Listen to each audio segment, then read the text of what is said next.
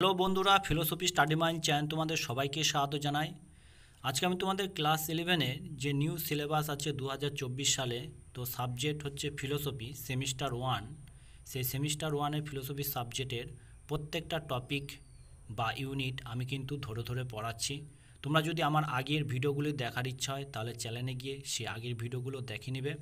তো আজকে দেখো কী নিয়ে এসছে। আগে হচ্ছে ইউনিট 1-এরই কি আছে, ইন্ট্রোডাকশন টু ইন্ডিয়ান ফিলোসফি, মানে হচ্ছে ভারতীয় দর্শনের ভূমিকা।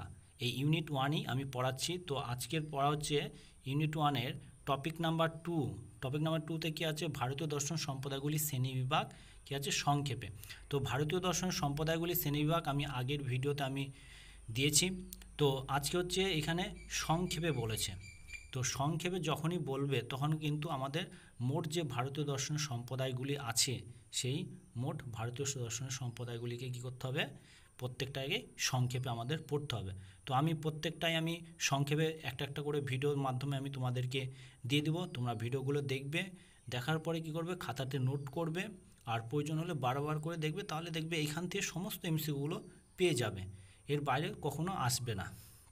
ঠিক আছে, তাই আজকে হচ্ছে কি চারবাক দর্শন আমি নিয়ে পড়াবো। তো দেখো, চারবাক দর্শন হচ্ছে কি, চারবাক দর্শন হচ্ছে একটি নাস্তিক দর্শন সম্প্রদায়। মানে হচ্ছে তারা বেদকে বিশ্বাস করে না। ঠিক আছে, তাদেরকে চরমপন্থী নাস্তিকও বলা হয়, আবার পূর্ণ নাস্তিকও বলা হয়, আবার নাস্তিক শিরোমণিও বলা হয়। এবার প্রশ্ন হচ্ছে, চরমপন্থী নাস্তিক বা পূর্ণ নাস্তিক বা নাস্তিক শিরোমণি চারবাককে কেন বলা হয়?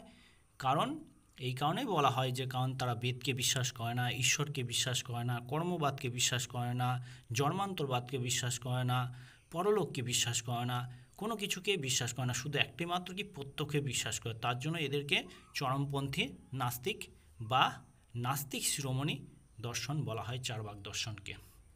তো দেখো এইখানে আমি প্রত্যেকটা পয়েন্ট পয়েন্ট করে সুন্দর করে মাইন্ড ম্যাপের মধ্যে লিখেছি। তাহলে দেখো যে এখানে চারবাক দর্শনকে আমি যদি অর্থটা জানতে চাই, তাহলে প্রথমে আমি পয়েন্ট করেছি চারবাক দর্শনের অর্থ সম্পর্কে। তাহলে চারবাক শব্দের অর্থটাকে যদি ভাঙতে যায় তাহলে কি হচ্ছে, চারু যুক্ত বাক, চারু যুক্ত বাক, এটা সন্ধিবিচ্ছেদ করলে হচ্ছে চারু যুক্ত বাক। ঠিক আছে, চারবাক। তাহলে চারু শব্দের অর্থ কি, মধুর বা সুন্দর, আর বাক শব্দের অর্থ হচ্ছে বাক্য বা কথা। তাহলে চারবাক শব্দের অর্থ কিন্তু দাঁড়াচ্ছে মধুর বা সুন্দর কথা বা বাক্য। তাহলে চারবাক হচ্ছে মধুর বা সুন্দর কথা। চারবাক বলে কিন্তু নির্দিষ্ট ব্যক্তি নয়, হ্যাঁ, এটা হচ্ছে একটা দর্শন সম্প্রদায়ের নাম। এবার দেখো পরের পয়েন্ট কি আছে, পরের পয়েন্ট আছে প্রতিষ্ঠাতা। প্রতিষ্ঠাতা মানে হচ্ছে চারবাক দর্শনের প্রতিষ্ঠাতা কে। তাহলে দেখো এখানে কেউ বলছে একজন নামে চারবাক নামে একজন ব্যক্তি থেকে চারবাক দর্শনের নাম হয়েছে। আবার কি বলেন, চারবাক নামে একাধিক ব্যক্তির নাম অনুসারে চারবাক দর্শন হয়েছে। আবার কি বলেন, চারু শব্দ থেকে চারবাক দর্শন উৎপত্তি হয়েছে। আবার কি বলেন, চর্ব ধাতু থেকে চারবাক দর্শনের উৎপত্তি হয়েছে। এখানে চারু শব্দ মানে হচ্ছে সুন্দর সুন্দর বাক্য এই দর্শনে আছে বলে, বা সুন্দর সুন্দর কথা এই চারবাক দর্শনে আছে বলে, এই জন্য এই দর্শন নাম হয়েছে চারবাক দর্শন। তাহলে আবার কি বলছে, চর্ব ধাতু থেকে এই চারবাক দর্শনের নাম হয়েছে। চর্ব শব্দ অর্থ হচ্ছে চর্বণ করা বা খাওয়া দাওয়া করা। তাহলে এই দর্শন সম্প্রদায়ের ব্যক্তিরা কী করতো, খাওয়া দাওয়া আমোদ প্রমোদ নিয়ে মেতে থাকতো বলে তার জন্য এই দর্শনকে চারবাক দর্শন বলা হয়। তারপর দেখো আবার কেউ বলছে যে লোকপতি বৃহস্পতি হচ্ছে এই দর্শনের প্রতিষ্ঠাতা। ঠিক আছে, তাহলে কি লোকপতি বৃহস্পতির নাম অনুসারে কিন্তু এই দর্শনের নাম হচ্ছে চারবাক দর্শন। এখানে কিন্তু এক একজনে এক এক মত দিয়েছে। কেউ বলছে একজন নামক ব্যক্তি থেকে, কেউ বলছে একাধিক ব্যক্তি থেকে, কেউ বলছে চারু শব্দ থেকে, কেউ বলছে চর্বধাতু থেকে, কেউ বলছে আবার লোকপতি বৃহস্পতি থেকে চারবাক দর্শনের নাম হয়েছে বা চারবাক দর্শনের প্রতিষ্ঠাতা হয়েছে। এটা কিন্তু নির্দিষ্ট করে বলে দেওয়া নাই যে চারবাক দর্শনের প্রতিষ্ঠাতা ইনি নামে একজন ব্যক্তি। ঠিক আছে, তারপরে পরের পয়েন্টে দেখো এই চারবাক দর্শন কী বলা হয়, লোকায়ত দর্শন বলা হয়। এবার প্রশ্ন হচ্ছে চারবাক দর্শনকে লোকায়ত দর্শন কেন বলবো। এই যে এইখানেই কিন্তু আমি প্রতিষ্ঠাতাতেই লিখে দিয়েছি। দেখো চারবাক দর্শনকে লোকায়ত দর্শন এই কারণে বলা হয় কারণ বিভিন্ন জনে বিভিন্ন মত দিয়েছে। কেউ বলছেন একজন নামক ব্যক্তি থেকে, কেউ বলছেন একাধিক নামক ব্যক্তি থেকে চার্বাক দর্শনের নামকরণ হয়েছে। আবার কি বলেন চারু শব্দ থেকে চার্বাক দর্শন উৎপত্তি হয়েছে। আবার কি বলছে চর্ব ধাতু থেকে চার্বাক দর্শন উৎপত্তি হয়েছে। আবার কি বলছে লোকপতি বৃহস্পতির নাম অনুসারে চার্বাক দর্শন হয়েছে। এই যে এক একজন এক এক মত দিচ্ছে, তার জন্য এই দর্শনকে লোকায়ত দর্শন বলা হয়। ঠিক আছে, পরীক্ষাতে আসে যে কোন দর্শনকে লোকায়ত দর্শন বলা হয়, চার্বাক দর্শনকে। পরের পয়েন্ট দেখো প্রমাণের সংখ্যা। পরের পয়েন্টে প্রমাণের সংখ্যা কয়টি আছে? একটি। চার্বাকরা কয়টি প্রমাণ স্বীকার করেছে? চার্বাকরা হচ্ছে একটি প্রমাণ স্বীকার করেছে, এই একটি প্রমাণ স্বীকার করেছে। তারপর নেক্সট পয়েন্ট হচ্ছে দেখো চার্বাকরা কটি সম্প্রদায়? চার্বাকরা হচ্ছে সম্প্রদায় হচ্ছে তিনটি সম্প্রদায়। এক হচ্ছে আদি চার্বাক বা বৈতন্ডিক চার্বাক, ধূত চার্বাক বা স্থূল চার্বাক, আর একটা হচ্ছে কি সুশিক্ষিত চার্বাক। তাহলে এই তিনটি হচ্ছে চার্বাকদের সম্প্রদায়। এবার আদি চার্বাক বা বৈতন্ডিক চার্বাক মানে কি বোঝাচ্ছে? আদি চার্বাক বা বৈতন্ডিক চার্বাক বা কাদেরকে বলবো? আদি চার্বাক বা বৈতন্ডিক চার্বাক তাদেরকে বলবো তারা শুধু বিতণ্ডা করে বা শুধু তর্ক করে, তারা নির্দিষ্ট সিদ্ধান্ত উপনীত হয় না। তারা সব কিছুকেই কী করে? সন্দেহ করে, কখনো কিন্তু তারা বিশ্বাস করে না। প্রত্যক্ষকেও এমনকি প্রত্যক্ষকেও তারা সন্দেহ করে।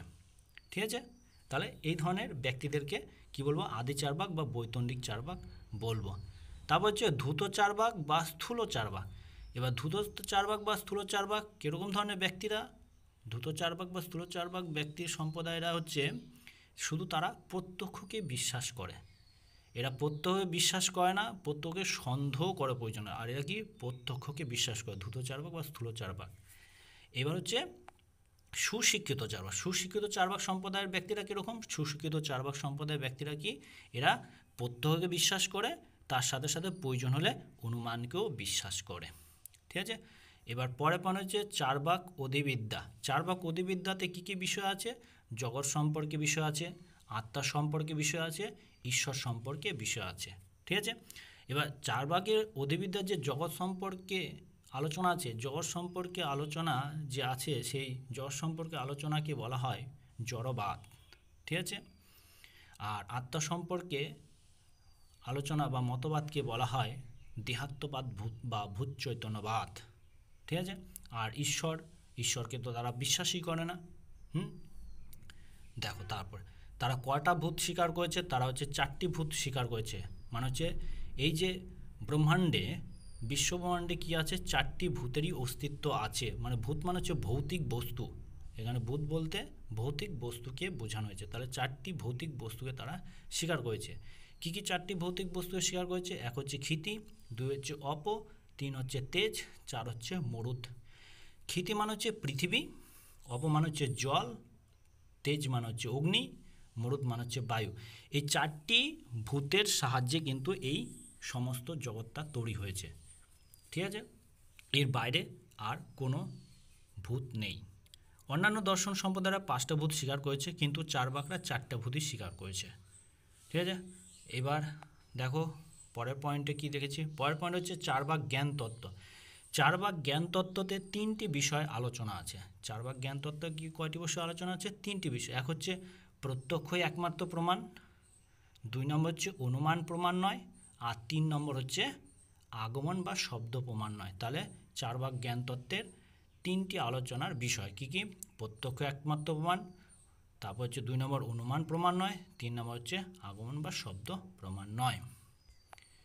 এবার পরের পয়েন্ট, লাস্ট পয়েন্ট কি? চার্বাক নীতি তত্ত্ব বা নৈতিক দিক। তার চার্বাক নীতি তত্ত্বের কি আছে আলোচনা? চার্বাক নীতি তত্ত্বে বলা হয়েছে কি? যাবজ্জীবে সুখং জীবেত ঋণং কিত্তা ঘিতং পিবেত। মানে হচ্ছে যতদিন বাঁচবে ততদিন সুখে বাঁচবে, প্রয়োজন হলে ঋণ করে ঘি খাবে, তাতে কোনো অন্যায় নেই, বরঞ্চ দেহকে কষ্ট দেয় হলো অন্যায়। এ হচ্ছে চার্বাকের নীতিতত্ত্ব। তো দেখো আমি চার্বাক দর্শনটা সম্পূর্ণটাই কিন্তু আমি সংক্ষেপে পড়ালাম, আর সব কটা পয়েন্টই কিন্তু ইম্পর্টেন্ট পয়েন্ট, যেগুলো তোমাদের খুবই গুরুত্বপূর্ণ, প্রশ্নের মধ্যে আসতে পারে। তো এই পয়েন্টগুলো তোমরা ভালো করে পড়বে, তাহলে দেখবে চার্বাক দর্শন থেকে সমস্ত কোশ্চেনগুলো পেয়ে যাবে। আর ভিডিওটা ভালো লাগলে লাইক করবে, বেশি বেশি করে বন্ধুদের মধ্যে শেয়ার করবে, আর চ্যানেলটি অতি অবশ্যই সাবস্ক্রাইব করবে। আজকের মতো এতটুকুই, পরের ভিডিওতে পরের টপিক নিয়ে আলোচনা করব।